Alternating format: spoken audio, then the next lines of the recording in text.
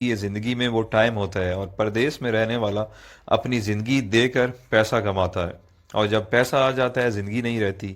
آپ کے ماں باپ نہیں رہتے، آپ کے بچوں کا بچپن نہیں رہتا، آپ کی بیوی بوڑھی ہو جاتی ہے، آپ کے دوست یار آپ سے جدا ہو جاتے ہیں، آپ اپنا علاقہ، خوشی غمی سب چیزوں سے دور ہو جاتے ہیں۔ آپ کی زندگی صرف ایک پیسہ کمانے والی مشین، بلکہ اے ٹی ایم مشین بن کے رہ جاتی ہے۔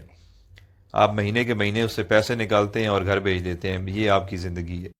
پردیسی بندہ جب ایک دو سال بعد گھر واپس جاتا ہے تو اسے سب کی شکلیں تبدیل ملتی ہیں، بچے بڑے ہو گئے ہوتے ہیں، جو جوان ہیں وہ بوڑھے ہو گئے ہوتے ہیں، اور اس سے بڑا ظلم کیا ہوگا کہ وہ جب واپس آتا ہے ملک سے، آتے ٹائم گھر والوں کو کہتا ہے اچھا میں چلتا ہوں، 2 سال بعد فلاں مہینے میں آؤں گا۔ اس سے بڑی زیادتی اور کیا ہو سکتی ہے؟ اتنا مجبور ہے کہ 2 سال بعد اس کو آنا ہے، وہ اپنی مرضی سے آ جا بھی نہیں سکتا۔ اچھا، جب ہم پردیسی چھٹی جاتے ہیں تو گھر والے بھی مہمان کی طرح ٹریٹ کرتے ہیں، آپ کی صحیح غلط ہر بات مانتے ہیں کہ 10-15 دن کے لیے آیا ہے، جو کہتا ہے سن لو، اور دوسرا پیسے بھی تو دیتا ہے۔ میں نے بہت سارے پردیسی لوگوں سے ڈسکس کی ہے، جب وہ 30-35 سال گزارنے کے بعد ملک واپس لوٹتے ہیں تو ان کے بچے بھی ان کی عزت نہیں کرتے ہیں، کیونکہ انہیں آپ کی عادت نہیں ہوتی ہے۔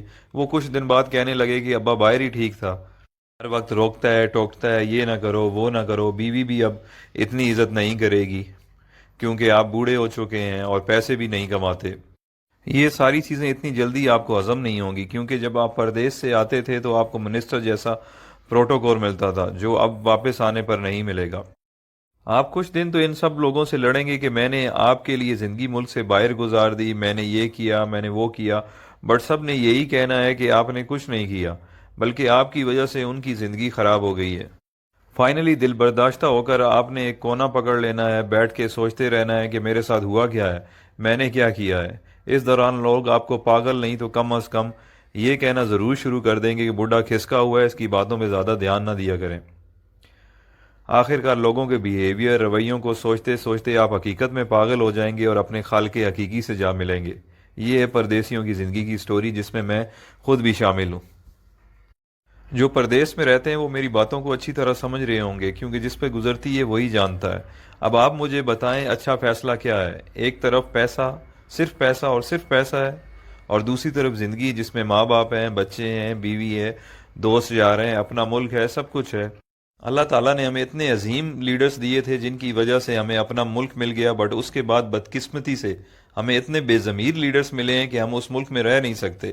ہمیں کام کے لیے، روزگار کے لیے ملک سے باہر آنا پڑتا ہے، جبکہ ہمارا ملک وسائل سے مالا مال ہے، بٹ ہم پاگلوں کی طرح جیے فلاں بس نعرے لگانے کے قابل ہیں، اور یہی ہماری اوقات ہے۔ جس دن کرپٹ لیڈرز کو آپ نے جوتے مارنا شروع کر دی، اس دن آپ کو کمانے کے لیے ملک سے باہر نہیں آنا پڑے گا۔